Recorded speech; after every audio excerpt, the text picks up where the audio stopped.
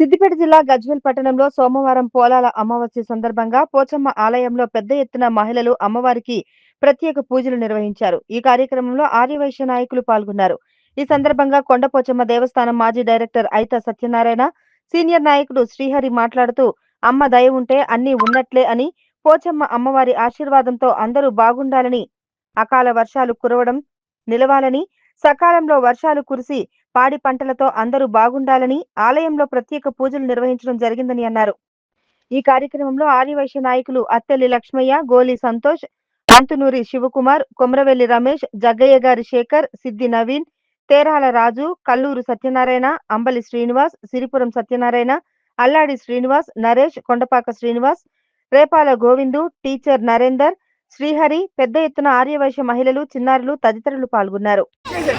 ఈరోజు పొలాల అమావాస్య సందర్భంగా వైశ్యులందరూ కూడా పోచమ్మ దగ్గరికి వచ్చి పూజలు గావించి అమ్మవారి యొక్క ఆశీర్వాదాన్ని పొందారు. ఇది ఎన్నో రోజుల నుంచి వస్తుంది.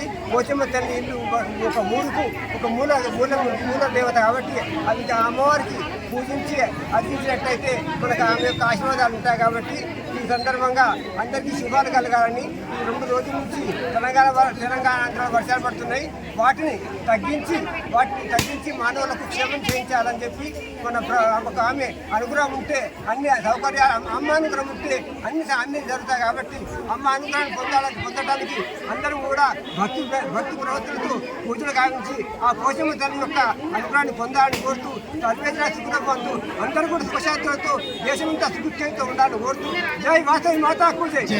తల్లి ఈరోజు మన గజ్వేల్ పట్టణంలో ఉన్న పోషమ్మ తల్లి దేవాలయంలో కులమతాల భేదాలు లేకుండా ప్రతి మహిళలు ఈ పోషమ్మ అమ్మవారిని పొలాల అమావాస్య సందర్భంగా దర్శించుకొని మంగళారతులు ఇచ్చి కొబ్బరికాయలు కొట్టి కోరిన కోరికలు నెరవేర్చే కొంగు బంగారం తల్లి పోషమ్మ తల్లి గ్రామం అంతా సుఖ సంతోషాలతో ఉండాలి.